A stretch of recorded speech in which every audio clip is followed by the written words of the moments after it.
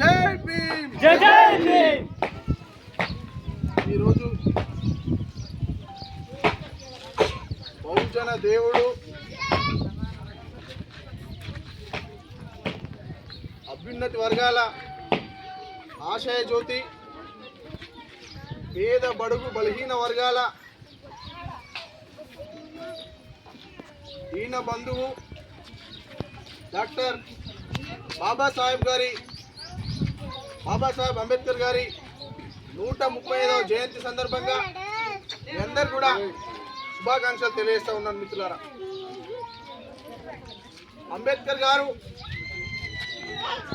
పేద బలహీన వర్గంలో జన్మించి ఆయన చదువుకునేటువంటి రోజులలో అనేకమైనటువంటి కష్టాలను అనుభవించినటువంటి మహానుభావుడు బాబాసాహెబ్ అంబేద్కర్ గారు.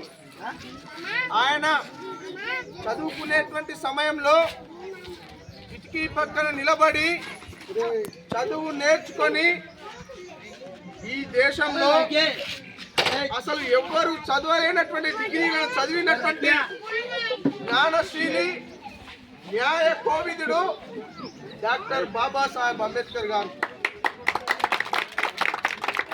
ఆనాడు భారతదేశానికి స్వాతంత్రం వచ్చినప్పుడు మన దేశాన్ని కూడా రాజ్యాంగం కావాలి, ఆ రాజ్యాంగంతో మన దేశాన్ని అభివృద్ధి చేసుకుందామని చెప్పి ఆనాడు రాజ్యాంగ ముసాయిదా కమిటీ వేస్తే ఆ కమిటీకి బాబాసాహెబ్ అంబేద్కర్ గారు అధ్యక్షత వహించి ఆ కమిటీలో ఉన్నటువంటి అనేకమైనటువంటి వ్యక్తులు అనేక కారణాల చేత వాళ్ళు వెనుకడు వేస్తే ఆయన ఏమాత్రం కూడా అధైర్య పడకుండా వెనుకడుగు వేయకుండా ప్రపంచ దేశాల రాజ్యాంగాలను పరిశీలించి ప్రపంచంలోనే అతిపెద్ద రాజ్యాంగాన్ని తయారు చేసి భారత పౌరులకు ఇచ్చినటువంటి గొప్ప మేధావి బాబాసాహెబ్ అంబేద్కర్ గారు.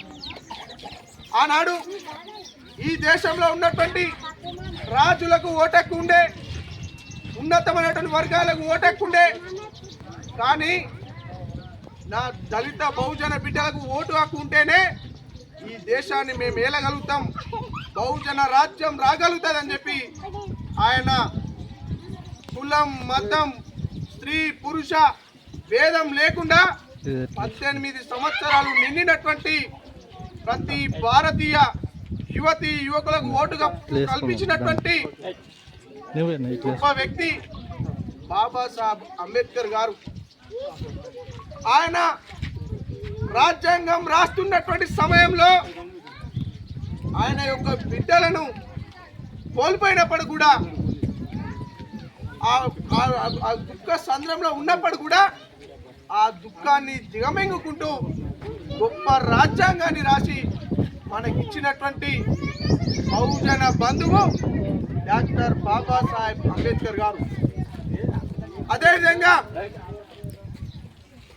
నేను మీకు తెలియజేస్తా ఉన్నాను ఒకటే, అంబేద్కర్ గారు మనకి ఇచ్చినటువంటి రిజర్వేషన్ వాడుకొని మనం అభివృద్ధి చెందుదాం, ఆయన యొక్క కలలు కన్నటువంటి స్వరాజ్యాన్ని తీసుకొచ్చే విధంగా మనం ప్రయత్నం చేద్దాం, ఆయన అడుగుజాలలో మనం నడుద్దాం.